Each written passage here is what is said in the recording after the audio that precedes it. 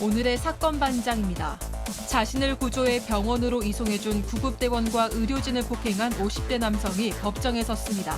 남성은 범행 이전에 거주하던 고시텔에 불을 지르려다 미수에 그친 적도 있었습니다. 가수 겸 배우 이승기와 음원 정산 문제로 갈등을 겪고 있는 소속사 권진영 대표가 사과 입장문을 냈습니다. 권 대표는 개인 재산을 처분해서 책임지도록 하겠다며 고개를 숙였습니다. 10대 청소년들을 시켜 귀금속을 훔친 20대가 실형을 선고받았습니다. 10대들이 촉법 소년이란 걸 악용해 이 같은 범행을 저질렀습니다. 삐로롱 안녕하십니까. 오늘이 벌써 11월의 마지막 날입니다. 내일이면 12월 1일. 날씨는 또 왜 이렇게 추운지 갑자기 알겠습니다. 자, 진실 추적자 사건 반장 시작합니다. 결국 서울 지하철 파업했습니다. 출근길 대란은 어떻게든 막았는데 낮 시간 그리고 특히 지금 퇴근 시간대 지하철 운행률은 평소와 비교해서 85.7%로 확 떨어진다고 하네요. 한파에 이 퇴근길 지하철 운행까지 쉽지 않아 보이는데 우리 가족 여러분들 무탈하게 귀가하셨으면 좋겠습니다. 자, 오늘 출연자 소개해 올리죠. 이자연 기자, 박지훈 변호사, 그리고 승재현 형사법무정책연구위원, 김은배 전 서울경찰청 팀장, 그리고 여기 박준혜 수호 선생님까지 안녕하세요. 안녕하십니까. 매일 사반 챙겨보는 부산의 이쁜 60대 누나예요 하신 조미영님. 아유, 미영이 누나 반갑습니다. 자, 폐암 수술 후 사반 보면서 힘내고 있습니다 하신 김영선님. 출연자들의 가족 같은 케미가 너무너무 좋아요 하신 넘버원 민서님. 그리고 윤희님. 사반이 뭘 하든 언제까지나 기다리고 응원합니다 하신 최영금님. 야간 근무하느라 초저녁에 잠을 충분히 자야 하는데 사반 시간이 되면 자동으로 눈이 떠져요 하신 장향수님. 어쩜 좋아. 자, 생후 160일 된 우리 아기 김설아, 사반만 틀어놓으면 눈을 못 떼네요 하신 인천 신흥동의 정지영님, 그리고 강영림님, 김도현님, 이순자님, 송은정님, 제니한님, 메릴랜드의 박휘선님, 이치원님, 옥돌님 모두 사랑합니다. 자, 재미는 물론 의리로 함께하는 아싸 사반 뉴스 6반! 대한민국과 전 세계 동포 가족 여러분의 시선과 구독을 모아서 출발합니다.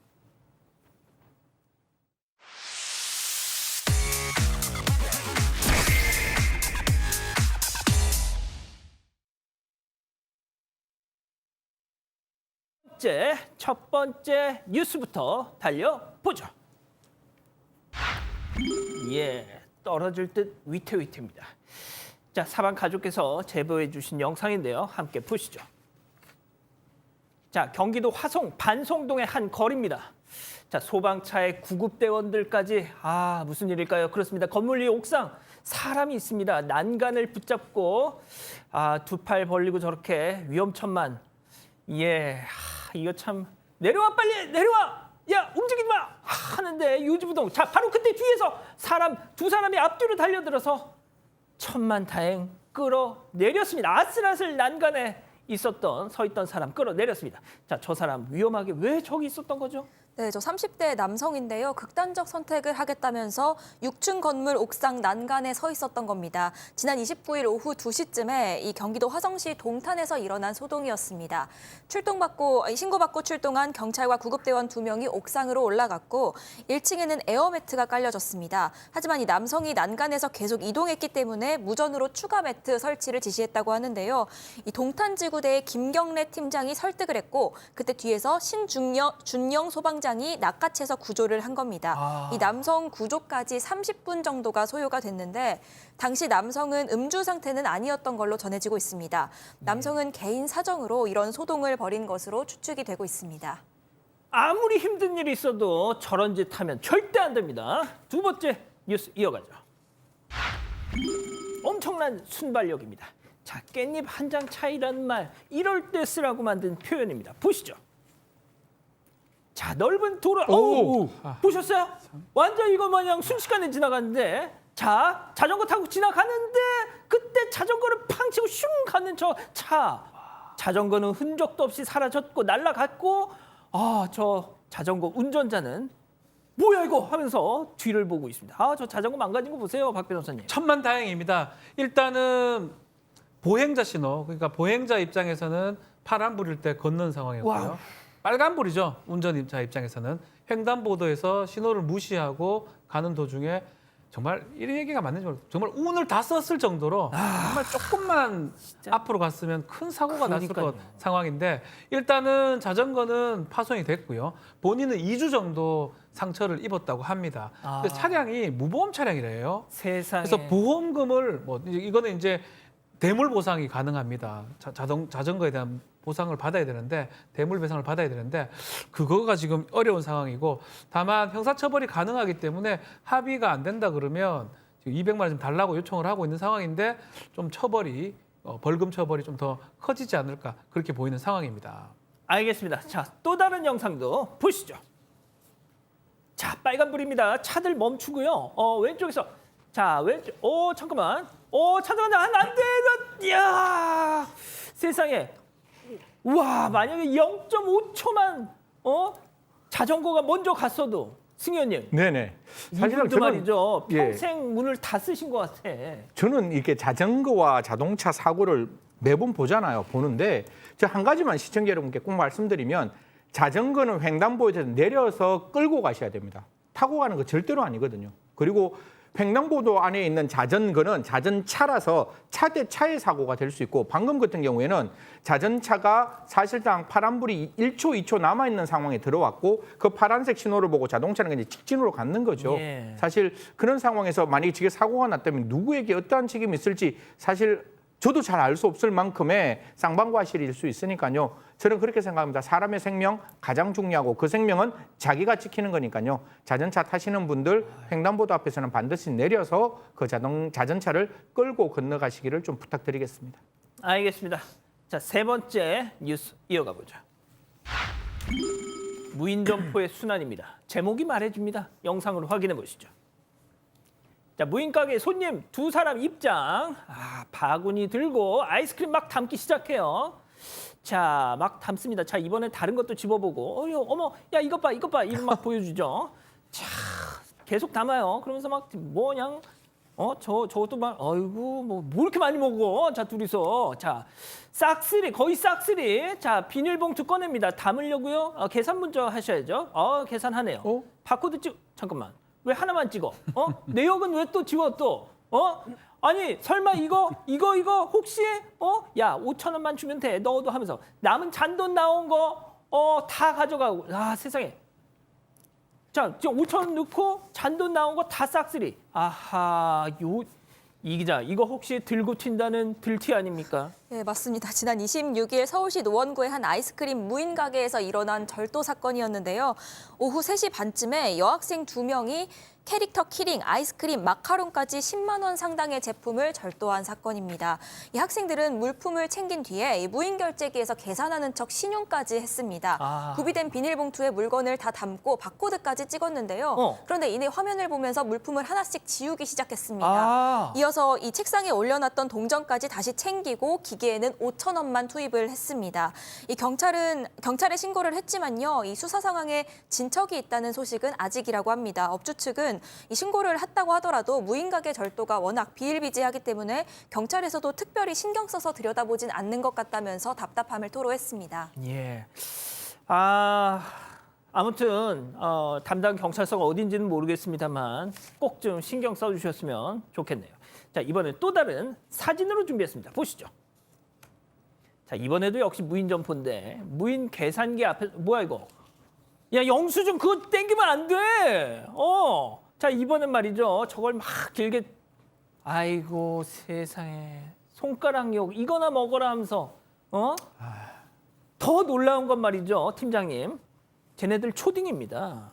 그렇습니다. 요즘 무인 가게 가서 커서 뭐가 되려고? 네, 무인 아이스크림점에서 초등생 3명이 들어왔다는 거예요. 들어와가지고 이제 결제를 했습니다. 결제하게 되면 이제 영수증이 발부가 되는 서서히 나오지 않습니까? 그런데 그걸 가까이 돼가지고 잡아 세게 당긴 거예요. 그러니까 쭉 빠질 거 아닙니까? 저 상태를 봐서는 한두 번 한 게 아니고 여러 번 한 정도의 상황인데 끝까지 잡아 때리면 이제 끊어질 거 아니에요. 끊어지니까 저 초등생들이 그 무인 계산기를 주먹으로 때린 다음에 핑거 액션 아시죠? 손가락 요. 예. 이상하게 우리나라가 하면 안 되는데 들어왔더라고요. 그 요까지 했다는 거 봐서는 저 학생들이 순수하지도 못하고 아마 제가 보기에는 선배들한테 배우지 않았을까 그 생각이 듭니다. 아무튼 저렇게 하면 학생들 절대로 안 됩니다. 예, 알겠습니다. 자, 다음 뉴스도 이어가 볼게요. 애 엄마다운 게 뭔데? 뭔데? 자, 걸그룹 라붐 출신의 율희 씨 아시죠? 만 20살에 결혼했던 아이돌 최연소 결혼 기록의 소유자. 자, 사진을 한 장 올렸다가 막 악플이 달렸다고요. 네, 유리 씨가 지인들과 생일 파티를 즐기는 모습을 SNS에 올렸는데요. 유리 씨가 생일을 맞아서 이 왕관부터 어깨띠까지 화려하게 꾸미고 생일을 즐기는 모습이었습니다. 그런데 이 사진을 보고 한 네티즌이 애들 엄마면 애들 엄마답게 하고 다니세요라고 선 넘는 댓글을 남긴 겁니다. 어허. 이에 유리 씨는 애 엄마다운 게 뭐냐? 내가 예쁘게 하고 나가겠다는데 라면서 욕설을 떠오르게 하는 한글 모음을 남겨서 이 악플에 응수를 했다고 하는데요. 이 해당 누리꾼은 논란이 커지자 자신의 댓글을 삭제했습니다. 아, 박 변호사님. 아니 보기 좋구만 뭐가 뭐 문제예요? 답다라는 말을 쓰면 안 돼요. 맞아요. 다운 게 됐습니까 세상에. 그리고 그 답다는 게 본인의 생각일 뿐이고요. 애 엄마 답은 게 뭡니까? 인간답게 삽세요. 아, 인간답게. 네. 애 엄마다 그럼 뭐 답게라고 하지 그런 말라고 말 하면서 쓰지 인간답. 마세요. 아니 그렇게 썼으니까 그냥 이게 제가 돌려드리는 건데 야. 뭐 답게 하지 마십시오. 그렇습니다. 자, 알겠습니다. 자, 마지막 사연으로 이어가 보죠. 과거에 집착하는 아내입니다. 여러분들이 기다리는 사연은 어떤 내용일까요? 이 전 여친에게 집착하는 아내 때문에 너무 고민이다 이런 남편의 사연인데요. 이 아내가 최근에 이 남편 노트북으로 PC 카톡을 사용을 하다가 우연히 전 여친의 카톡 아이디를 알게 된 겁니다. 그런데 이렇게 알게 된 아이디를 각종 SNS에 서칭해가면서 이 전 여친에 대한 정보를 다 수집을 한 건데요. 그때부터 이 아내가 남편 휴대폰을 몰래 보고 또 아직도 그 여자와 연락하냐 이렇게 추궁하고 이렇게 집착이 시작이 된 겁니다. 한 번은 이 남편이 잠잘 때 시끄러워서 유튜브로 그 비행기 백색 소음 영상 있잖아요. 네. 그것을 감상하고 있었는데 이걸 보고 아내가 이거 전 여친이 알려준 거냐면서 갑자기 분노를 한 겁니다.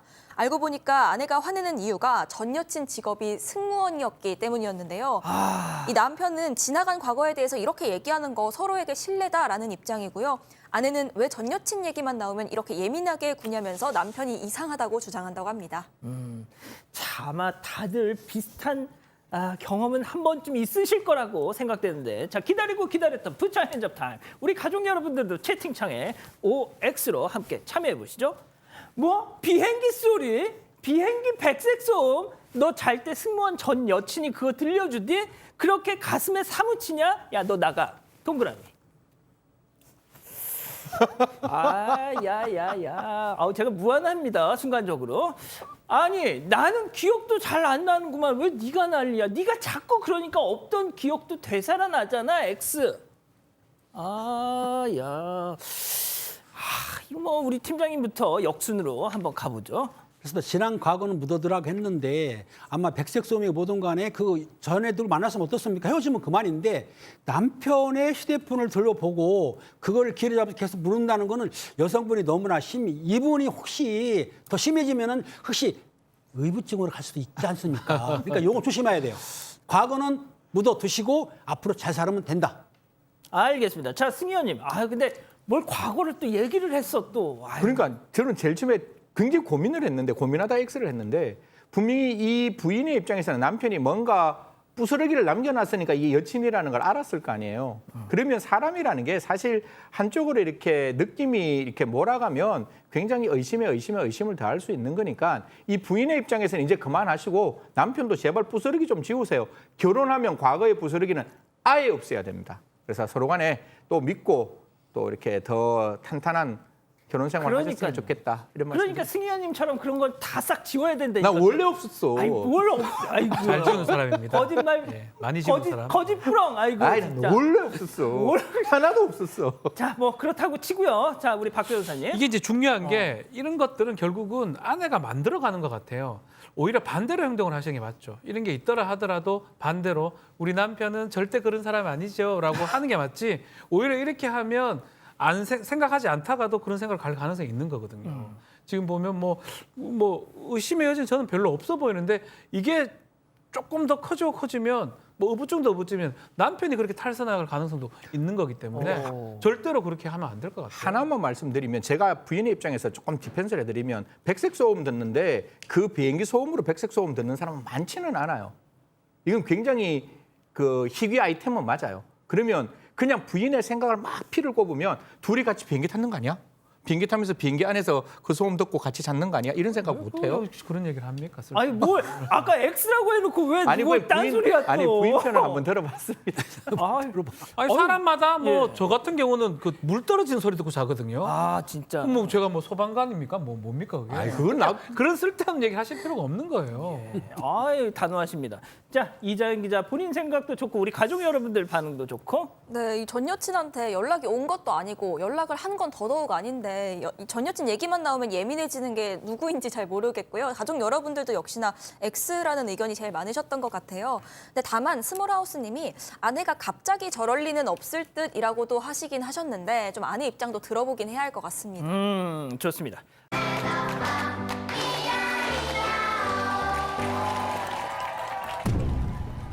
우리 아이도 더 커야 할 텐데. 성장판 다치기 전에 아이커로 더 크게 키워주세요. 종근당 건강 아이커. 단백질 함량 없어요? 에이 그냥 아무거나 마셔.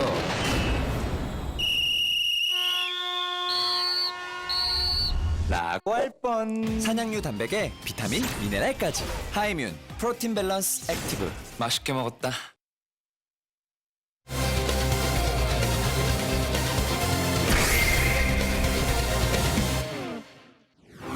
자신을 구조해 병원으로 이송해준 구급대원과 의료진을 폭행한 50대 남성이 법정에 섰습니다. 남성은 범행 이전에 거주하던 고시텔에 불을 지르려다 미수에 그친 적도 있었습니다. 남성의 범행을 파헤쳐봅니다. 자 얼마 전 현역 군인이 자기를 구해준 이 구급대원을 막 폭행했던 사건도 전해드렸었는데 진짜 이 일상 다반사입니다. 정말 이런 사건이 잇따르는 가운데 최근 주목할 만한 판결이 하나 나왔다고 해요.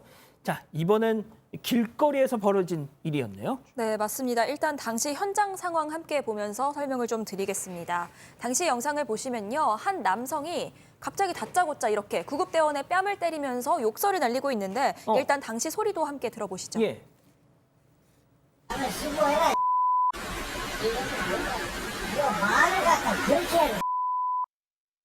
네, 지난 6월 새벽입니다. 울산의 한 도로에 쓰러져 있던 50대 남성이 자신을 구조해서 병원으로 이송한 소방대원의 얼굴을 때리는 모습인데요. 이 최초 도착한 병원에서 다른 병원으로 옮겨가야 한다 이런 말을 듣고 화를 내면서 욕설과 함께 폭행을 한 겁니다. 자 팀장님 네네. 현장에서 이제 현역 시절에 주치자들 상대한 경험 많으시죠? 그렇죠. 이게 내용이 뭐냐면 사실은 사건이 발생하면 112 신고를 하는데 사고 시에는 주로 119, 지체라든가 신고하기 때문에 문제가 많습니다. 그런데 이제 소방청에서 뭐라고 하냐면 이제 구급대원들이 출동할 때에 그 피해를 보기 때문에 피해 예방 및 대응을 위해 가지고 그 신고 접수 때부터 아마 그걸 판정하는 모양이에요. 요 구급자가 술에 취했는지 아니면 위협 요인인지 싶어서 위협 요인이 발견되면은 경찰하고 연락해서 공동 대응을 하거든요. 아니면 차량을 또 보내요. 지원 차량을 보내긴 하는데 경찰이 대응한다 하더라도 사실 문제가 뭐냐면 소방대원 분들은 사실은 수사기관이 아니기 때문에 현장에서 그 난동을 부릴 때 제압할 만한 수사력이 없지 않습니까? 그러니까 기다려야 돼요, 사실은. 왜? 잘못 제압하게 되면은 오히려 피해를 보기 때문에 그런 상황이기 때문에 이제 같이 경찰하고 같이 가는데 이번 건 같은 경우에는 경찰관이 가서 그분을 구조하고 또 진압하는데도 오히려 대들었어요. 그러니까는 술 취한 사람들이 사실은 뭐 이것저것 안 가리기 때문에 공동 대응다 하더라도 공동 대응 시 좀 더 세밀하게 살피고 좀 주의를 해야 될 것 같아요. 아니 저는 진짜 이 소방대원분들한테도 최소한의 어떤 자구를 위한 무슨 진짜 전기 충격기 같은 거 정도라도 하나 좀 줘야 된다고 봅니다. 예? 세상에 저런 사람 난동 부리면 112에 전화해서 경찰 올 때까지 어떻게 보면 막고 있으란 얘기인데 멀리 떨어져 있더라도 이게 좀 말이 안 되잖아요. 그리고 아시다시피 소방대원분들 몸이 얼마나 좋습니까? 그렇죠. 운동 엄청 하시잖아요. 싸우면 저런 사람 100% 이기거든요. 그러니까 못 이기겠어요, 저런 사람? 법이 정당행위, 정당방위를 아주 엄격하게 보다 보니까 소방대원이 자구할 방법 자체가 없는 거예요. 저기서 뭐 누군 거 저거 뭐 아무것도 아니죠, 사실은. 예. 그럼에도 불구하고 공무원이기 때문에 아무것도 못했다는 거. 결국 폭행을 당했던 거 아니겠습니까? 그러니까 저 때리니까 그냥 맞고 계세요. 이게 뭡니까 도대체? 예? 자, 그럼 이쯤에서 이번 사건 체크 포인트 짚어보죠. 누범 기간에 또 점점점. 이 무슨 소리죠? 자, 이 구급대원을 폭행한 술 취한 50대 남성 한 번이 아닙니다. 하하. 이전에도 수해, 폭행, 방화 등등이 있었는데 아마 8차례 이상의 이 범죄를 저질렀고요. 3년 이내에 비슷한 범죄를 저질렀을 때 누범이 적용이 됩니다. 이 사람 지금 올해만 해도 상당히 많은 범죄를 했는데 아이고. 3월 달에는 고시원 방화 미수를 했고요. 5월 달에는 자신의 담당 의사한테 폭력을 행사한 다음에 식당에 가서 술에 취해서 유리창을 던지기도 했고 차량 안내판으로 파손을 하기도 했고요.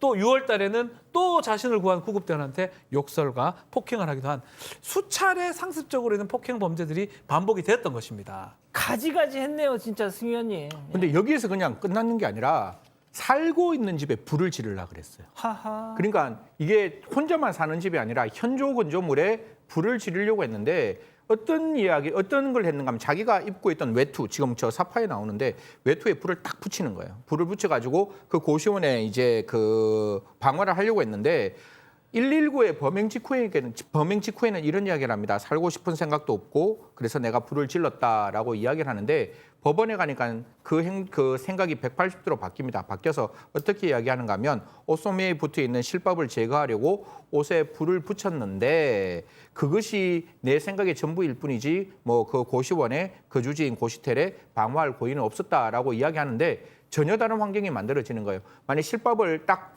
불을 붙여가지고 옷의 전체에 이제 코트에 불이 붙으면 불을 끌려는 어떤 의도가 있어야 되는데 불을 끄기 위한 어떠한 행동도 하지 않았고 그러한 행동을 통해서 결국 미필적 고의가 인정된다고 봤기 때문에 법원에서는 현주 건조물 방화 미수죄까지 인정했습니다. 자, 보통 박 변호사님 네. 이런 거 있으면은 저 기억이 안 나요. 저 취해 있어가지고 기억이 안 나. 제가 뭔 짓을 이러면은 너 음주? 오케이, 알았어. 그럼 좀 깎아줄게.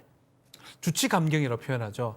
불과 한 10년 전만 해도 주치감경이 많이 됐고요. 실제로 주치감경 때문에 술 취해서 기억을 할 수 없다. 심신미약 감경들이 많았습니다. 그렇지만 이 사람은 대다수 범죄가 술에 취해서 일어나는 범죄이기 때문에 주치감경 이 사건에서도 안 될 뿐더러 최근에는 주치감경이 안 된 사건이 더 많기도 하고요. 거기서 지금 재판에 법원에서는 주치감경 당연히 안 해주고요. 실형 선고를 했어요. 오. 신고받고 출동한 경찰관 또 의사 구급대원 폭행하고 또 자신이 거주하던 고시텔도 부지를 하다가 미수에 그치는 등 재질이 좋지 않다. 당연히 3년 이내 누범 기간이기 때문에 이 사람 같은 경우는 집행유예가 아닌 실형, 징역 2년을 선고해야 된다고 지금 법원은 밝힌 상황입니다. 지금 우리 가족 여러분들이 술 먹고 기억 안 난다 이런 소리만 나오면 그냥 거의 발작을 보여주세요. 지금 워낙 그냥 지긋지긋하신 거예요, 지금. 뭐 이게 음주를 하고 기억나지 않아서 감경했는 가장 대표적인 범죄 중에 하나가 성범죄였거든요. 그래서 첫 번째 성범죄에 대해서는 주치인 경우에 감경하지 않을 수 있다라고 성폭법에 만들고 그게 양형 기준에 정확히 들어갔습니다. 들어가고 난 다음에 형법도 바뀌어요. 이제 심신미약이라 할지라도 그 형을 감경한다 해서 감경할 수 있다라고 바뀌었는데 지금 우리가 보고 있는 소방기본법이 개정이 됩니다. 28조가 개정이 되면서 이제 그 소방대원에게 폭행 협박을 했을 때 이런 이야기 할 수 있죠. 나 저 그때 술 먹어서 기억 안 나요. 저 정말 아무것도 기억이 안 나요. 라고 하더라도 절대로 감경할 수 없도록 법이 개정되었기 때문에 저런 행동에 있어서 아까 우리 변호사님 정말 말씀 주셨는데 그 소방관은 아무런 구제책이 없잖아요. 그럼 그 소방관의 억울한 마음을 해결하기 위해서는 강력하고 그 사람들에게 제대로 된 벌금을 부과해야지 이런 일이 발생하지 않기 때문에 적어도 소방관에게 아까 말씀 주신 대로 뭐 테이저건이라나 기타 등등을 할 수 없다면 적어도 소방대원에게 정말 국민의 생명과 안전을 지키는 그 소방대원에게 폭행했을 때에는 법원도 좀 적극적으로 엄중한 형벌을 조금 가했으면 좋겠다는 말씀 드리겠습니다. 저는 삼단봉이든 전기 충격기든 진짜 뭐 하나 도구를 좀 합법적으로 쓸 수 있게 좀 해주셨으면 좋겠어요. 자, 첫 번째 사건 이렇게 정리하고요. 두 번째 사건 이어갑니다.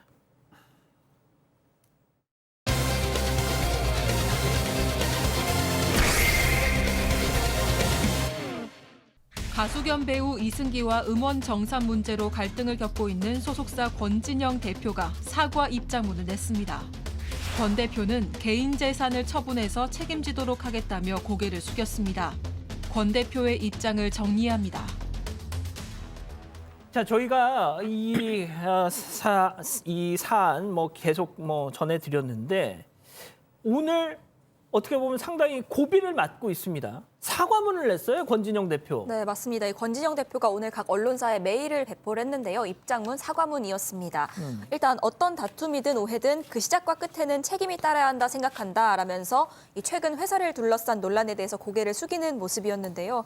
이 권 대표는 제가 25년을 다해 만든 회사 후크 엔터테인먼트에 지금 소속 연예인들에게도 어떠한 피해가 가지 않기를 바란다고 했습니다. 그러면서 이번 논란의 핵심이죠. 이승기 씨의 수익 정산과 관련해서는 온전히 책임지는 자세로 낮추며 제가 지어야 할 책임에 대해 회피하지 않고 개인 재산을 처분해서 책임지도록 하겠다 이렇게 밝혔습니다. 이야, 그러면서 개인 재산? 그러면서 직원과 대중에게도 재차 사과 입장을 전했습니다. 허허.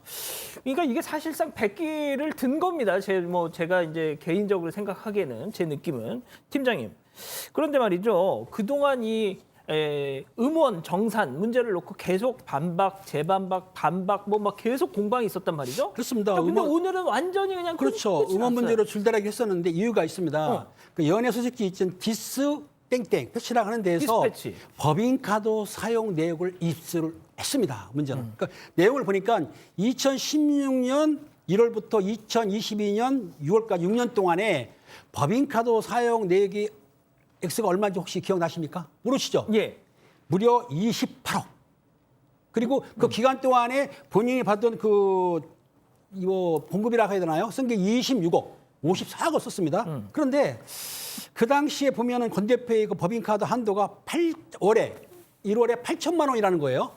이 내용은 사실은 이게 이승기 씨의 한 40배 되죠? 200만 원이었으니까 그렇잖아요. 예. 그렇게 썼기 때문에 무제한적으로 이 도깨비 황망이도 아니고 그렇게 썼습니다. 그런데 이제 이 내용을 어떻게 하느냐면은 그 권 대표가 사실은 이런 내용을 쓴 것을 그 SNS에 인증샷 혹시 아시죠?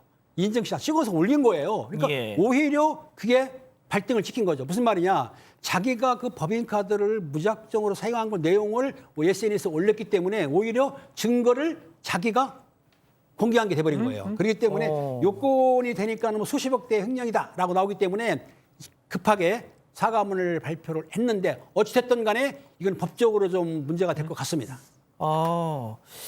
자, 이게 다시 한번 정리해드리면 6년 동안 법인카드로 유용한 액수가 28억 원, 그리고 연봉으로 또 별도로 26억 원을 챙겼다. 이런 보도가 나온 겁니다. 야, 근데 이 권 대표의 법카 한도가 월 8천입니다. 연이 아니고 월 8천만 원. 자, 그런데 그 후크 엔터테인먼트의 대표 가수인 이승기 씨 보다 40배가 많은 액수라는 건데요. 자, 이 보도에 실린 SNS 게시물에는 그 누구보다도 정말 화려한 삶을 살았던 후크 엔터테인먼트 권 대표의 모습, 흔적들이 고스란히 담겨 있었습니다. 체크포인트 짚어보죠. 루이비 X의 VVVVIP.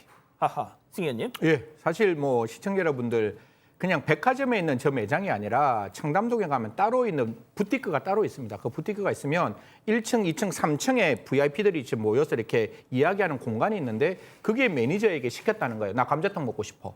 그래서 그 감자탕을 시켰다는 게 문자로 나와 있다라고 지금 언론에서 이야기를 하고 있는 것이고, 사실 이 매장에서 썼는 거 아까 뭐 8천만 원이라고 말씀 주셨는데 약 2년 동안 썼는 금액이 2억 7천만 원 정도를 썼고 48회를 결제를 했다고 합니다. 아까 뭐 우리 팀장님 말씀 주셨다시피 이게 개인 카드로 썼으면 문제 없죠. 근데 법인 카드로 썼단 말이에요.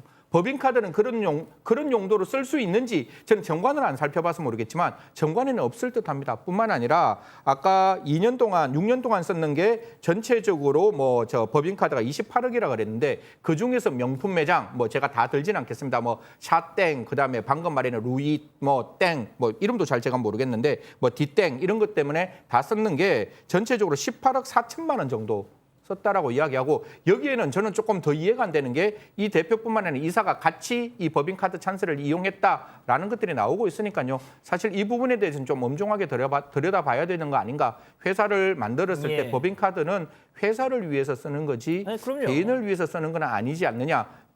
정관을 반드시 찾아서 그 내용의 적법성은 좀 따져야 한다라는 말씀드리겠습니다. 자, 박 변호사님. 네. 보통 저는 명품 매장에서 감자탕을 배달시켜서 먹는다. 그러면은 거기 냄새가 날 거 아니에요? 그러면은 뭐 또 이렇게 좀 이런 분들 오시면 뭐야 이 냄새 하면서 막 그렇죠. 그냥 나갈 거 아닙니까? 저거 불가능할 것 같은데. 일단은 뭐 저도 이제 이런 명품 매장에 가본 적이 없어서 어떤지는 모르겠지만 그냥 우리가 느끼기에는 상당히 거기서 짜장면이나 감자탕 먹으라고 만든 곳이 아니고 약간의 어떤 공간을 주면서 또 고객 특히 VIP 고객들한테 약간의 휴식 공간을 줄 만한 그런 공간으로 봐야 되거든요. 저기서 짜장면 먹고 술 먹죠, 그래. 술 먹고 뭐 하고 싶으면 다 하는 그 정도는 아닙니다. 지금 말한 것처럼 뭐 지금 3층에 그렇다면 1층, 2층에는 이제 매장이 돼 있기 때문에 냄새가 난다든지 이런 문제가 되는데 지금 가장 중요한 거는 너무나 매출을 좀 표현하면 거기에서 가장 돈을 많이 벌어주는 고객이기 때문에 짜장면을 먹든 짬뽕을 먹든 감자탕을 먹든 어쩔 수 없었다라는 것 같습니다. 아무리 냄새가 나도. 냄새가 뭐 나도 뭐 계속 팔아주는데요. 그리고 본인은 또 약간 그런 의시됨도 있었을 거예요. 나는 뭐 여기서 짜장면도 먹는다, 짬뽕도 먹는다. 짬뽕은 안 나왔습니다. 감자탕도 먹는다. 예. 약간 그 의시됨이 있었기 때문에 됐고, 근데 오히려 이게 보도가 되니까 이런 부분들이 일반인이었다면 아니면 좀 보통적인 사람이었다면 이거 자체도 사실 부적절해 보입니다. 뭐 먹는 걸 잘못했다고 하긴 그렇지만 그런 부분이 지금 문제가 되는 것 같습니다. 자, 해외 여행에 가서도 이 권 대표가 법인카드로 팍팍 긁었다. 네, 맞습니다. 지난 2016년 1월 1일에도요, 이 권진영 대표와 그 절친 무리가 있습니다. 이 무리가 일본으로 새해 여행을 다녀오는데요. 이때 쓴 숙박비만 1,100만 원입니다. 그런데 아이고야. 이걸 권진영 대표가 모두 법인카드로 결제를 했습니다. 이걸 포함해서 이 해에만 권진영 씨가 긁은 호텔 비용이 2,400만 원인데요. 모두 역시 법카 찬스였습니다. 이 권진영 씨가 7년 동안 호텔 숙박비로만 2억 원을 넘게 썼다고 하는데 물론 이 중에는 출장 명목도 있습니다. 하지만 출장을 곁들인 사적 여행이 더 많았다 이런 해석이 나오고 있는데요. 그러니까 회사 돈을 개인 여행에 쓴 셈입니다. 이건 역시도 이사들이 남긴 SNS 게시물에서 확인을 할 수 있습니다. 이외에도 이 권진영 씨의 법인카드 내역을 살펴보면 뭐 사이버머니 결제 내역, 금거래소에서 3차례 결제한 890만 원, 자선단체 기부금, 병원비 등이 있습니다. 그렇게 쌓인 금액이 6년간 28억 원인 거고요. 이걸 본인이 다 직접 가졌다면 횡령, 방송 관계자에게 선물을 했다면 김영란법 위반의 소지가 있는 겁니다. 그런데 그 회사 대표가 저렇게 사적으로 법인카드를 쓰면 당연히 안 됩니다. 자, 그런데 한 발 더 나갔어요. 가족, 지인들까지 이 법인카드를 썼다. 이거는 완전히 선을 넘는 건데. 그렇습니다. 지금 이 권 대표 같은 경우에는 이 법인카드를 아까 말했듯이 도깨비 항뱅이처럼 썼어요. 뚝 때리면 뭐 명품이 나오는 건데 모친을 사랑했나 봐요. 모친한테 월 한도 500 정도의 카드를 줬는데 그 모친이 한 1억 300만 원 정도를 긁었다고 하는데요. 그 내용이 뭐냐면 주로 이제 마트 간 거, 병원 간 거, 주유소 간 거, 뭐 미용실 이런 걸 썼어요. 그리고 동생도 사랑하는지 동생을 가짜 직원으로 채용해가지고 4억 5천만 원을 영부모급으로 지급을 했습니다. 근데 또 중요한 게 하나 있어요. 이 권 대표의 지인이라는 여성분이 있는데 그 여성한테는 월 1,000만 원을 쓸 수 있는 법인카드를 지급했습니다. 요거는 후코에서 두 번째로 큰 쓸 수 있는 건데 이 여성분이 18개월 동안 얼마를 긁었냐면은 1억 800만 원을 긁었는데 그중에서 6,200만 원 정도는 뭐다? 명품을 사용한 거예요. 그러니까 이 법인카드는 영업으로 써야 되고 회사를 위해 써야 되는지도 불구하고 지인들한테 물론 어떤 사이인지 모르겠지만 근데 그 분이 아마 루비 땡땡에 근무하시는 분인데 지금은 그만뒀다 그래요. 어쨌든 카드를 줘가지고 아까 말했듯이 그냥 뚝 때리면 쇼핑백이 나오는 식으로 이렇게 명품백이 나오는 식으로 이렇게 무차별적으로 무제한으로 썼기 때문에 문제가 되는 거죠. 방금 그 CG 다시 한 번만 좀 보여주실래요? 예.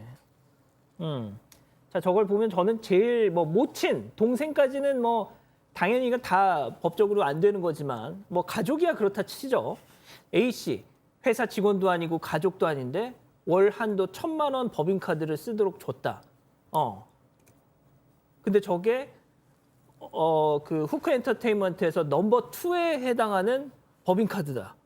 하하. 자, 그런데 말이죠. 박 변호사님. 네. 갑자기 그동안 반박에 재반박에 재재반박까지 하면서 막 그 한 발도 물러서지 않던 권 대표가 갑자기 오늘 사과문을 낸 거 보니까 아하 이거라고 봐야 돼요. 예. 지금 법적인 문제가 꽤 많이 되겠죠. 횡령. 자신의 법인 예컨대 이게 회사 거라면 회사 거를 자신이 카드를 갖고 있는 계기로 해서 업무상 강령을 넘는 돈을 써본 착복이죠. 횡령이 되고요. 배임이 될 수도 있고요. 지금 좀 전에 말했던 이걸 만약에 뭐 언론기관이라든지 이런 데 만약 줬다 그러면 부정청탁법, 김영란법 위반이 될 수도 있습니다. 이렇게 또 카드를 아무 관계없는 사람 주는 이유가 또 있어요. 세금을 탈루할 목적이 있는 거예요. 이렇게 쓰게 되면 아니면 본인이 썼을 가능성도 있는 거고요. 예. 세금을 비용이 많이 올라가기 때문에 수익이 줄어들고 매출이 줄어들게 되죠. 세금이 또 줄어들 수가 있습니다. 뭐 여러 가지 어떤 그런 것들이 문제되기 때문에 아마 지금 권 대표가 입장에서는 상당히 곤란해졌던 것 같아요. 이제껏 상황하고는 그렇죠. 지금 상황이 가장 위기라고 생각했던 것 같고요. 그러다 보니까 정말 180도 변해가지고 개인 지금 재산까지 해서 개인 재산 해야 돼요. 이거는 이 정도 됐으면 해야 될 수밖에 없는 상황이거든요. 그래서 좀 이게 아주 결정적인 좀 입장을 바꾼 계기가 되지 않았을까 이렇게 보입니다. 자, 그런데 많은 분들이 가장 오늘 보도에 대해서 황당해하신 것이 본인, 가족, 또 지인들 이렇게 법인카드 펑펑. 자, 그런데 그 후크 엔터테인먼트의 가장 대표 가수 이승기 씨 매니저한테는 뭐라고 했었습니까? 야, 이승기 밥 먹을 때 그냥 그 개인 카드로 써. 뭐 이랬다는 거잖아요. 네, 맞습니다. 이 해당 연예 매체가 2019년 2월 27일 이승기 씨 매니저와 권진영 대표의 대화도 공개를 했는데요. 여기서 이 매니저가 승기 형 저녁으로 샌드위치와 커피 먹는다고 해서 27,000원 결제하겠습니다라고 보고를 합니다. 근데 여기에 대해서 권진영 대표는요. 일과 전후의 식대는 개인 카드로 유도해라고 답변을 합니다. 그런데 바로 그 시각에 권진영 대표의 고교 친구이자 감사로 재직하고 있는 절친이 있는데요. 이 절친이 청담동의 모 스파에서 법인카드로 187만 원을 긁습니다. 그러니까 이승기 씨한테는 샌드위치랑 커피도 사비로 사 먹으라고 하고 정작 본인과 가까운 사람들은 법인카드를 펑펑 쓰고 있었던 건데요. 여기서 주목할 지점은 계약 조건입니다. 이 후크가 이승기 씨의 비용을, 그러니까 활동에 드는 비용을 전액 부담하는 조건으로 이 수익을 7대3으로 나누는 계약을 맺었는데, 그러니까 이승기 씨의 간식비를 아끼면 그만큼 비용이 덜 드는 거죠. 이 권 대표는 식대로 1억 7,200만 원을 지출을 했고 생필품을 사는데 4,200만 원을 지출한 것으로 드러났습니다. 예.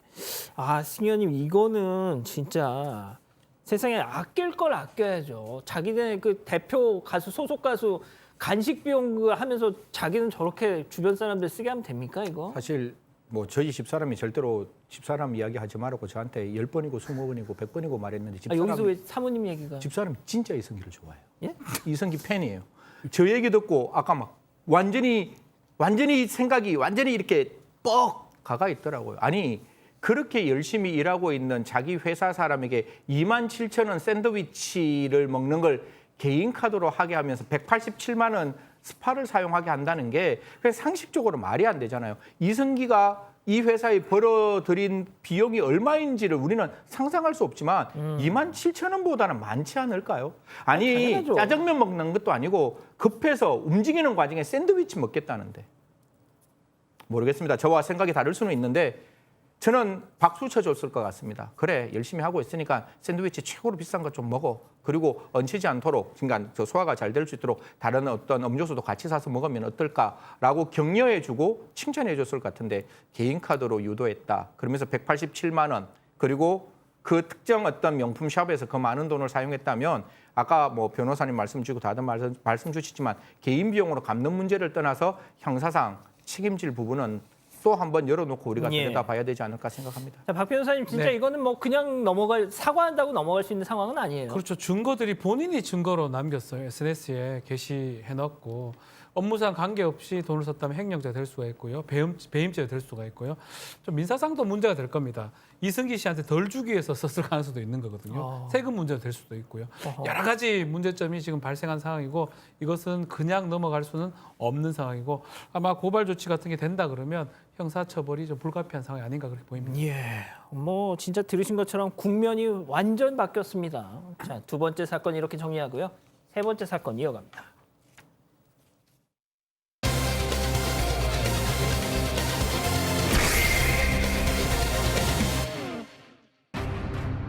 10대 청소년들을 시켜 귀금속을 훔친 20대가 실형을 선고받았습니다. 10대들이 촉법 소년이란 걸 악용해 이 같은 범행을 저질렀습니다. 이들에 대한 법원의 판단을 짚어봅니다. 자, 지난 9월에 저희가 방송에서 한번 전해드렸던 사건인데 일단 다시 좀 정리하고 가죠. 네, 지난 6월 23일 새벽 2시 51분에요. 이 대전 중구의 한 귀금속 매장 앞에 오토바이 한 대가 멈춰 섰습니다. 이 오토바이에서 2명의 남성이 내리는데요. 이 불이 꺼진 가게 안을 살펴보는 모습이고요. 네. 이후에 매장 안에 아무도 없다는 확신이 들자 한 명이 쇠망치로 출입문을 어우. 힘껏 내리쳤습니다. 이 금이간 유리가 넘어가질 않으니까 발로 유리문을 부수고 오. 가게 안으로 들어갔는데요. 지금 부서졌어요. 예, 그런데 나머지 한 명이 입구에서 망을 보는 사이에 유리 진열대에 있던 귀금속 55점을 종이 가방에 주워 담았습니다.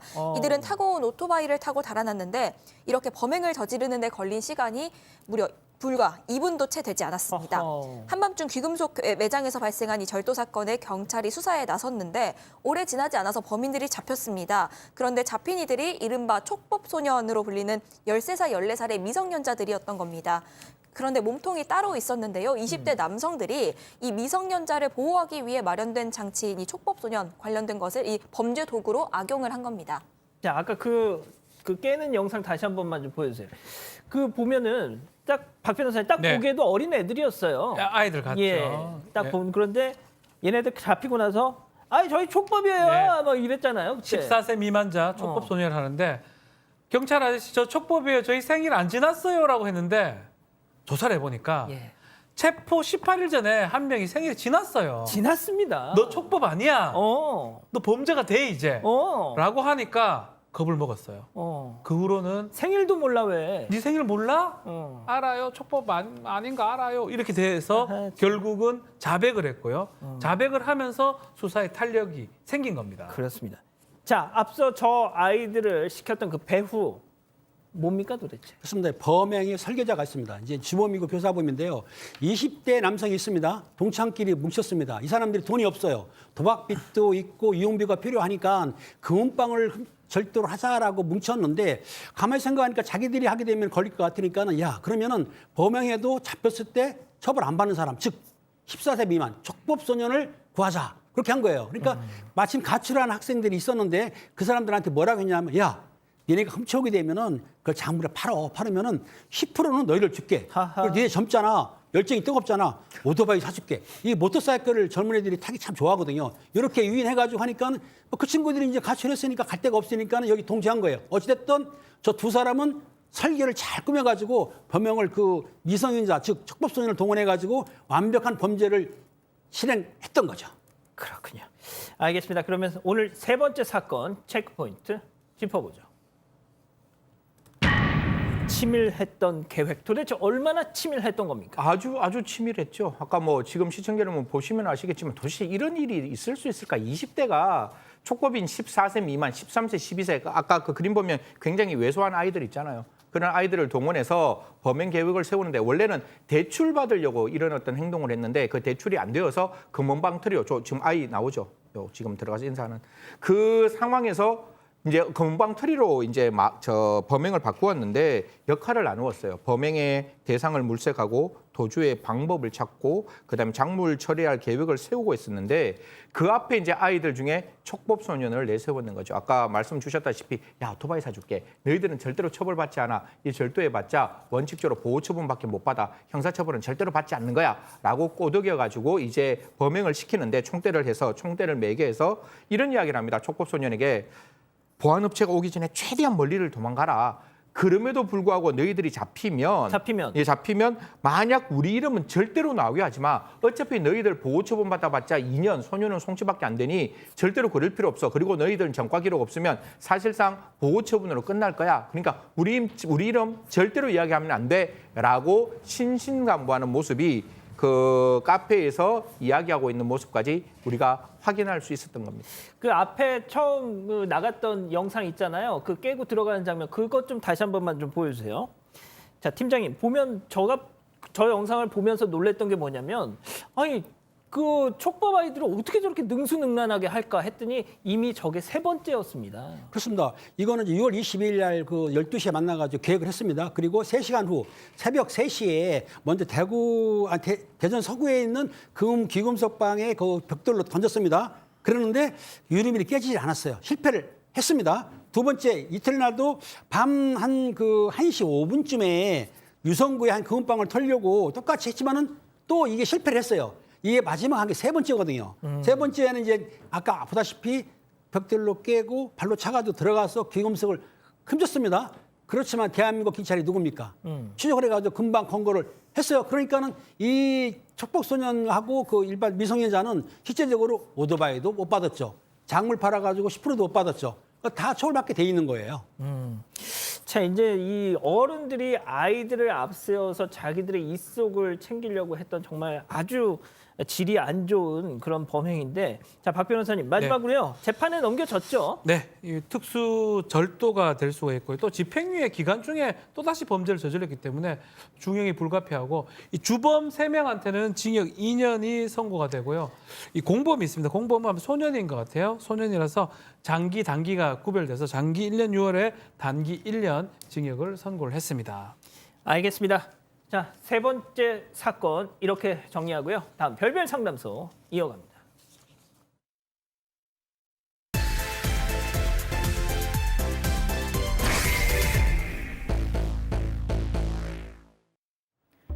남편과 중매로 만나 8개월 만에 결혼했다는 한 씨.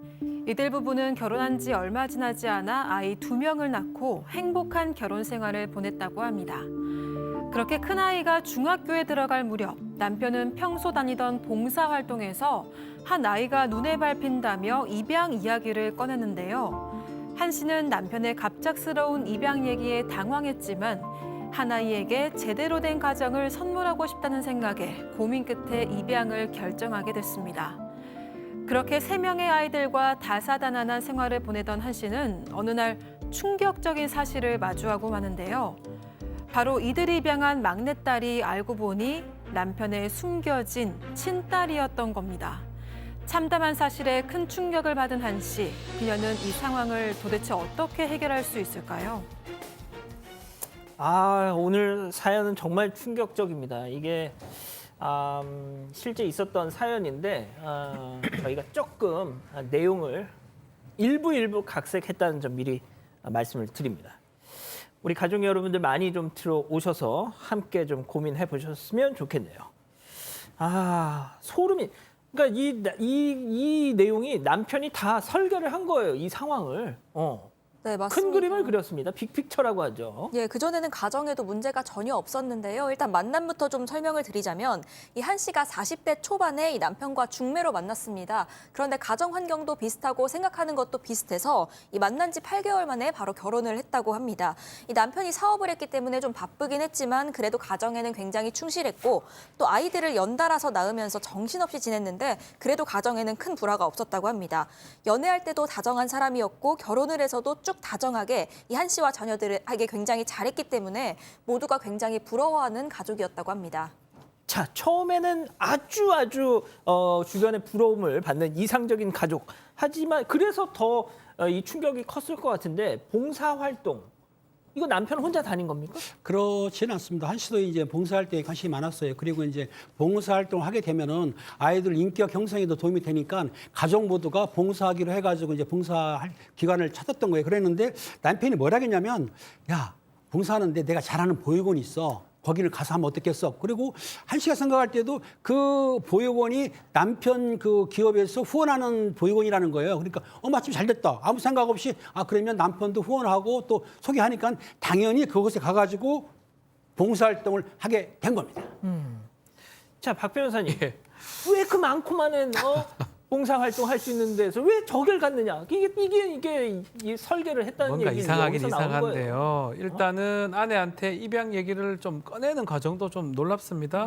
아내가 이제 아이를 낳고 나서 좀 자궁에 문제가 있어서 자궁 적출을 했다라고 해요. 아이고. 큰 아이가 중학교 갈 무렵에 이때 그 얘기를 한 거예요. 우리 아이 한 명 입양해 보자라고 남편이 얘기를 했고 아, 부인이 이제 그렇죠. 아이를 더 못 자녀를 가지니까. 키우다 보니까 너무 아이 행복 다른 아이한테도 주고 싶다 그런 얘기했는데 집안 형편이 나쁘진 않았고요. 또 이 아내 입장에서는 입양을 해도 괜찮을 거다라고 생각을 하면서도 이건 쉽게 결정할 문제는 그렇죠. 아니잖아요. 예, 예. 그래서 고민을 해보겠다라고 말했던 상황입니다. 그러니까 고민을 해 본다고 부인이 얘기를 하니까 아, 절반 좀 넘어갔구나 하면서 지속적으로 이제 예. 사실 뭐 시청 여러분께 꼭 한 말씀 드리고 싶은 거는 지금 이 사건 때문에 입양에 대해서 혹시나 부정적인 생각을 안 가졌으면 좋겠습니다. 저는 입양이 좀 적극적으로 이루어져야 된다. 그래서 굉장히 어렵고 힘든 아이들에게 우리가 또 하나의 가정을 부여하는 것은 굉장히 중요한 일이라고 저는 생각을 합니다. 그래서 이렇게 이야기를 했는 거죠. 내가 좀 고민을 한번 해볼게라고 하니까 이 남편이 이런 얘기합니다. 나 진짜 아이가 저렇게 제대로 된 장소에서 정말 아이가 못 크는 게 정말 마음이 너무 아파. 내가 눈에 밟혀서 도저히 살 수가 없어라고 하는 모습을 보고 이 부인은 되게 감동을 했대요. 아, 우리 남편 정말 착한 사람이구나. 하지만 다른 아이를 내가 내 아이같이 키울 수 있다는 게 쉽지는 않거든요. 그래서 이 한 씨가 계속 고민을 했답니다. 정말 잘 키울 수 있을까? 그렇게 고민하다가 정말 한 사람의 한 아이에게 새로운 삶을 전해준다는 그 의미에서 나 입양할게라고 남편에게 이야기를 했는 거죠. 그 중에 아까 보육원에서 2살짜리 딸이 있었는데 2살짜리 그 여아가 있었는데 남편을 너무 잘 따른다는 거예요. 그래서 그 아이를 입양하기로 하고 이제 이 아이에게 새로운 삶을 저 어떻게 보면 완벽한 가정을 부여할 수 있다는 말에 이 한 씨의 마음은 설레였다고 합니다. 예. 그러니까 뭐 승현이 말씀하신 것처럼 입양 자체는 정말 위대한 일입니다. 정말 큰 결단이고요. 자, 그런데 이거는 조금 다르다. 네, 맞습니다. 일단 이 아이 같은 경우에도 처음에는 좀 낯가림이 있기는 했지만 그래도 점차 잘 적응을 했습니다. 그리고 언니 오빠들도 이 막내를 굉장히 예뻐했다고 하고요. 그렇게 3년이 지나서 아이가 5살이 됐는데 여전히 예쁜 짓만 하면서 막내 노릇을 톡톡히 했다고 합니다.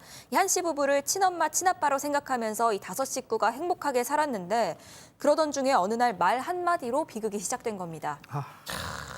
박 변호사님. 네. 어쩌다가 자, 비극은 친정 엄마로부터 시작이 됩니다. 예. 친정 엄마가 어느 날 이런 얘기를 해요.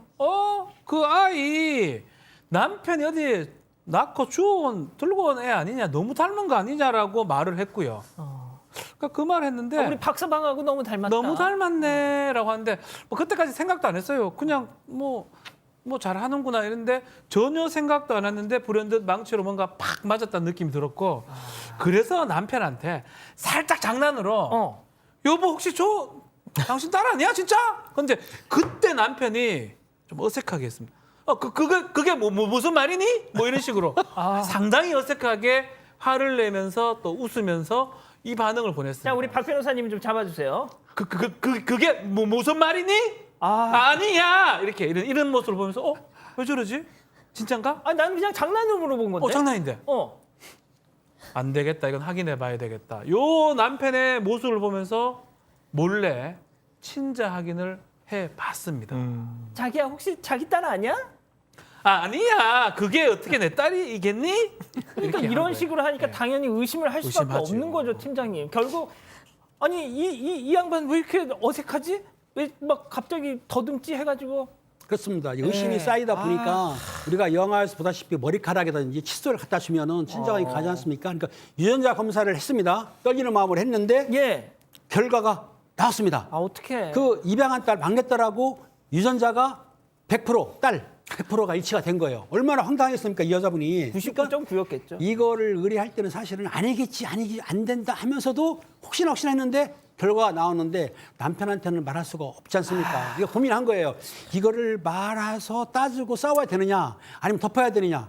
이게 참 난감한 문제거든요. 그냥 지나갈 수도 없고 또 싸울 수도 없고. 그러니까 이 여성분은 사실은 알아서 알면 알아서 병이 된 겁니다. 아니, 이거 멱살 잡아야죠, 승현님. 이거 뭐 그냥 넘어갈 수 그렇죠. 없지, 이거는. 사실 이런 일이 이제 발생하고 난 다음에 부인은 그래도 가슴이 뛰어요. 어떻게 할 수 있는지를 모르니까. 그래서 남편에게 물어봤답니다. 내가 했는데 알고 보니까 네 아들이네, 네 딸이네 이렇게 이야기를 하니까 남편이 들치면은 조금 당황을 했는가 봐요. 당황을 하는데 그 다음에 이렇게 청산유수의 말을 합니다. 뭐라고요? 내가 원래 가정을 깰 생각은 없어. 그런데 그 가정 생활을 하다 보니까 내가 너무 일찍 결혼했는 게 내 마음에 너무 한이 돼서 그냥 한번 외도를 해보고 싶은데 마침 여성이 한 명 생겼어. 그래서 내가 그 여성과 부적절한 관계를 가졌는 거야. 그런데 마침 임신을 했어. 그래서 나는 그 여성에게 이게 어떻게 내 아이냐고 물어보니까 그 여성이 이렇게 말을 하더래. 내가 10개월 후에 아이가 나오면 아이를 출생을 하면 그 출생해난 아이의 유전자를 검사해봐. 라고 이야기를 하길래 10개월 후에 출생한 아이의 유전자 검사를 해보니까 내 아이더라. 그래서 이렇게 됐는 거야. 라고 청산유수로 이야기를 했다는데 저는 모르겠습니다. 이런 말들이 과연 앞뒤가 다 맞는 말인지는 잘 모르겠습니다. 세상에 그래가지고 자기 자식 낳아가지고 그걸 보육원에 보낸 거예요. 네, 맞습니다. 이 당시 남편이 그 여자한테 나는 이혼할 생각이 없다 이렇게 얘기를 했는데 그랬더니 여자가 돈을 요구한 겁니다. 이 때문에 이 남편이 수중에 있는 돈을 모아서 줬는데 몇 달 뒤에 여자로부터 너의 아이 보육원에 버렸으니까 맘대로 해라 이런 연락을 받은 겁니다. 이후에 그냥 모른 채 하고 살려고 했는데 도저히 눈에 밟혀서 어쩔 수가 없었다고 하는데요. 이 남편은 딱 한 번 실수였으니까 이해해달라 이렇게 얘기했다고 합니다. MJ 킴님이 무슨 헛소리를 갖다가 저렇게 그냥 청산유술 아이고 참 아니 저도 그동안 별별 상담소 하면서 별의별 얘기 뭐 많이 전해드렸지만 와 이거는 이제 욕 나오려고 그러네요 지금 승현님 뭐가 됐든 네. 그러니까 다 이제 만천하에 공개가 됐어요. 그러니까 이때부터 보통 이런 사람들 하는 게 있죠. 배째라 뻔뻔함. BJR. 그렇죠. 사실 이 남편의 입장에서는 이런 이야기를 했답니다. 어차피 입양하려고 했는 거잖아. 그러면 생명부지 남을 입양하는 것보다 내 피 섞인 나의 딸을 입양하는 게 훨씬 낫지 않아? 우리 아이 키우자라고 이런 적반하장의 말을 했다는데요. 저는 한 씨가 그 뒤에 있는 말이 제 마음에는 굉장히 크게 울리는데 이런 이야기를 했답니다. 자기 아이들 둘. 그리고 원래 입양이라는 게 몸으로 아이를 출생하는 게 아니라 마음으로 아이를 출생하는 거거든요. 그렇게 키웠던 지금의 이 막내. 흔히 말해서 제3자의 아이를 입양을 했다고 하는 이 막내가 눈에 밟혀서 도대체 이 상황을 어떻게 해결해야 될지 모르겠다라는 이야기를 하고 있습니다. 자, 장현성님 지금 혈압이 막 오르고 계시다고 지금 고혈압이 있으신데 자 그러면 이쯤에서 별별 상담소 오늘의 궁금증 박 변호사님 아까 그거 다시 한 번만 좀 뭘예? 아니야 내 보고 그러니? 네 우리 가족 정식이지, 여러분들이 이게? 예. 너무 인상적이라고 막 그렇습니까? 다시 한 번 해달라고 그러셔가지고 깜짝 놀랐습니다. 예. 자 오늘의 궁금증 짚어보죠. 남편의 권유로 입양한 딸 알고 봤더니 남편의 혼외 자식이다. 이거 살 수 있겠습니까, 박 변호사님? 일단 법적인 걸 좀 따져보겠습니다. 이혼 사유가 될 수 있냐 이 부분이거든요. 뭐 우리 법상으로 민법상 이혼할 수 있는 방법은 협의 이혼 아니면 재판상 이혼인데 협의 이혼은 두 사람이 이제 이혼의 의사가 합치됐을 때 가능한 부분이고 그게 아니라면 재판상 이혼을 할 수 있어야 되는데 사유가 있어야 돼요. 6가지 사유. 그 중에 지금 뭐 부정행위 했다는 게 확실하죠. 아이가 지금 있기 때문에 또 기타 혼인을 지속할 수 없는 중대한 사유 해당할 가능성이 높아 보입니다. 예. 다만 이제 문제는 이 판단과 이 선택은 아내의 선택인 거예요. 지금 뭐 좀 전에 승재현 의원도 말씀 좀 하셨지만 가슴으로 일단 낳았다라고 이런 일이 생기기 전까지는 믿고 있었을 거예요, 아내가. 3년간. 그렇죠. 정말 내 딸이라 생각하고. 그럼요. 그렇기 때문에 사실 이 모든 것은 아내가 사실 결정하고 아내가 선택해야 될 부분이지 뭐 이러기 때문에 이혼이 된다, 이혼 사유에 해당한다 이렇게 말하기는 조금 어려운 상황입니다. 팀장님, 저는 진짜 제가 이혼을 뭐 권장하고 막 장려하는 건 아닙니다. 이 경우는 해야 됩니다. 그리고 왕창 이 아내분 한 씨의 권리를 되찾아야 돼요. 저도 이제 양 앵커의 말에 동의하는 거 뭐냐면 살 수가 없어요. 이혼해야 맞는데 만약에 그 한 씨가 이혼을 안 하고 산다 그럴 수도 있지 않습니까? 문제는 그럴 수도 있어요. 근데 중요한 건 어른의 시각으로 보지 말고 그 막내딸의 시각으로 보면 자기는 어디로 갑니까? 또 아이 둘 있지 않습니까? 아이들 시각으로 보면 참 난감한 거예요. 이혼이라는 그러네요. 게. 그러니까 한 씨가 그럴 수도 있습니다. 애들을 생각해서 이혼 안 한다. 그렇다 한다면 아마 각서를 써도 소용없을 것 같아요. 각서 써도 뭐 소용없지 않습니까? 그러니까 이 남성을 꼭 쥐는 방법은 대한민국은 자본주의입니다. 경제권을 박탈해가지고 딱 쥐고 있어야 돼요. 어허. 그러면은 이거 한 달에 몇십만 원 용돈만 타가야 되기 때문에 딴지 못하는 거예요. 이분이 돈이 여유로우니까 그 짓을 했지 돈을 꽉 틀어쥐고 있으면 못합니다. 그러니까 이혼 안 하시면은 각서 필요 없어요. 경제권을 꽉 틀어치고 용돈을 조금만 주세요. 아 용돈 뭐하러 줘? 주 이게 알아서 하라고. 그러죠. 버스비하고 점심값은 아니 줘야죠. 걸어 다니라 그래 그냥. 아, 그럴까요? 예. 아, 너무 심하셔. 아이 승희님 네네. 결국 이 팀장님이 그 말씀하셨어요. 이 막내. 얘를 생각하면 또 이게 참. 그러니까 저는 사실 아까 그 부인이 아까 제가 굉장히 위대하다라고 한씨가 위대하다고 얘기했는 게 지금 마음으로 낳는 이 아이 막내가 눈에 밟혀서 아무것도 못한다는 이야기를 했을 때 어떻게 보면 입양이라는 게 정말 가슴으로 아이를 낳는구나 이렇게 생각을 했는데요.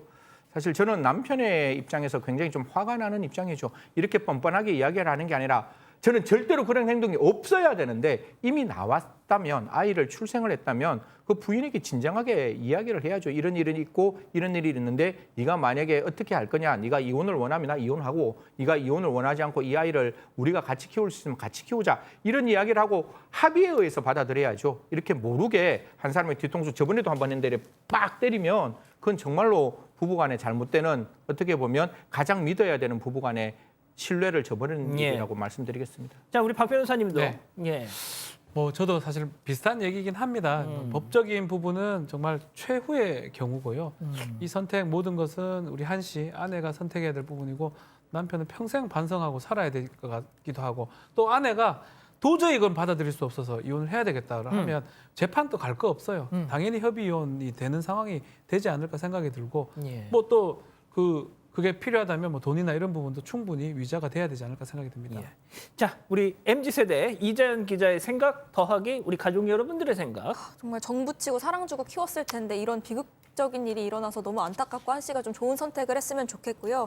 이 가족 여러분들도 이초코님이 그런데 내가 저 입장이면 아이가 눈에 밟혀서 못할 듯 이혼이라고 말씀을 하셨고 김경진님은 딱 한 번 실수, 2번 실수하면 보육원 차리겠네 하셨습니다. 또 실제 상황님은 뻐꾸기 아빠로 명명하겠습니다라고 말씀하셨습니다. 예. 어떤 분은 또 저를 또 욕하시네. 야, 이혼하면 아이들 어쩌면 뭐 어떻게 하겠? 네가 사람이냐 하면서 저한테 막 화를 내시네요. 예. 아무튼 다 이렇게 생각이 좀 다르시겠죠. 알겠습니다. 별별 상담소 이렇게 정리하고요. 글로벌 픽 이어갑니다.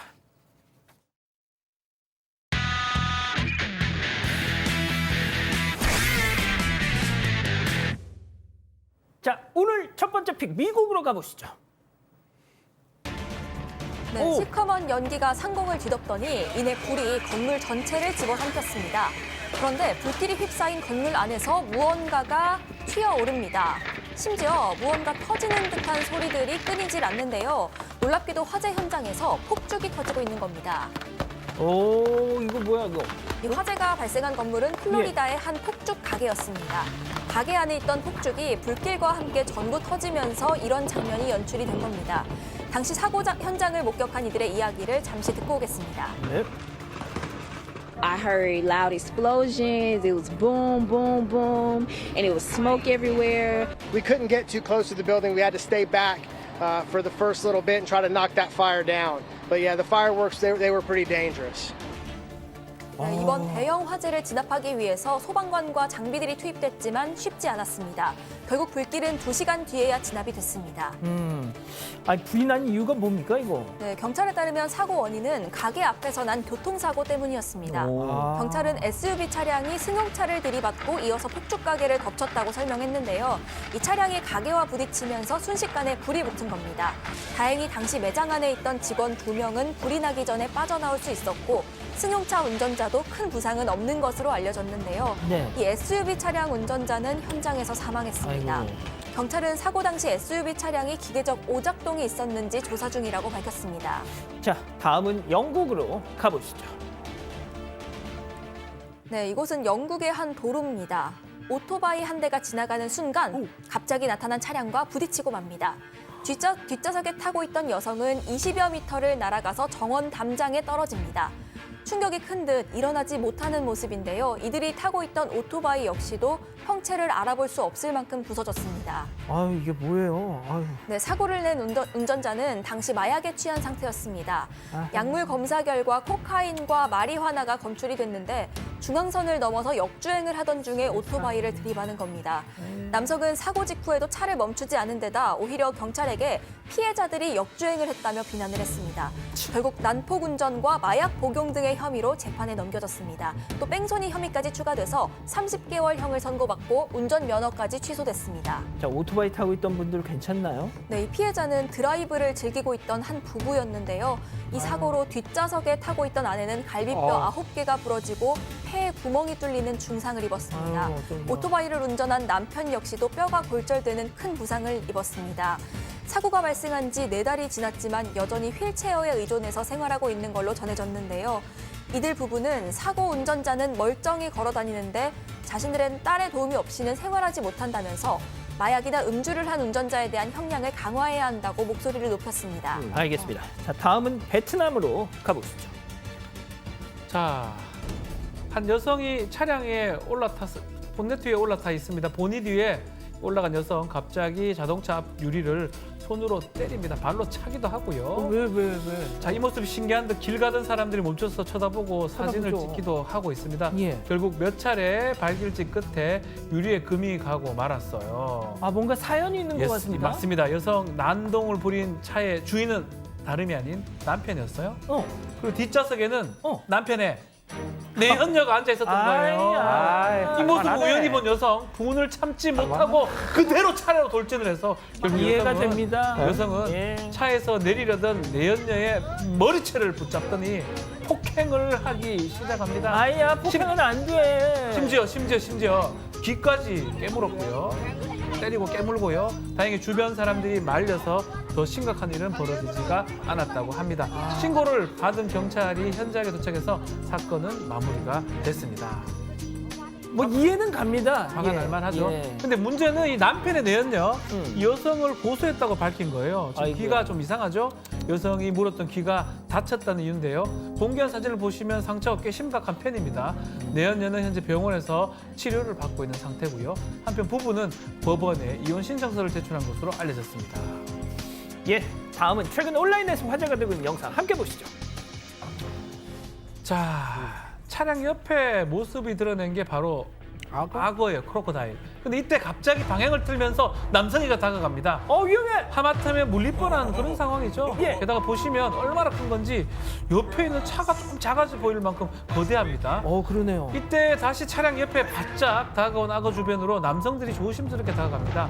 남성들이 가까워지는 순간 악어가 위협적으로 꼬리를 휘둘면서 움직이기 시작합니다. 위험해. 위험하죠. 이 남성들 계속 악어 곁으로 다가가는 이유가 있어요. 사랑해서요? 아닙니다.